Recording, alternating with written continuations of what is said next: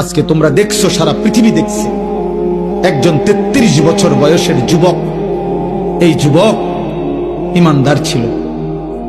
আমার প্রিয় ভাই, আমার কলিজার টুকরা ভাই শহীদ শরীফ উসমান হাদি রাহমাতুল্লাহ আলাইহি, এই নওজোয়ান ইমানদার নওজোয়ান 5 ওয়াক্ত নামাজ সে পড়ত প্রতিদিন। খোদার কসম, ফজরের নামাজ সে জামাতে পড়ত, ফজরের জন্য বন্ধুদেরকে ডাকতো, ফজরের নামাজ পড়ে তার সংসদীয় এলাকা যেখান থেকে সে স্বতন্ত্র প্রার্থী হতে চেয়েছে সেখানে ওয়ার্কিং করত।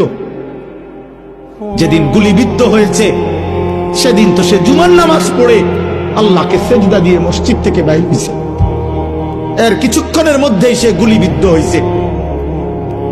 সে হাফেজে কোরআন ছিল, তার বাবা আলেম ছিলেন, তার বড় ভাই আলেম, সে মাদ্রাসার ছাত্র ছিল, সে আল্লাহকে ভালোবাসতো, পাক্কা ইমানদার ছিল।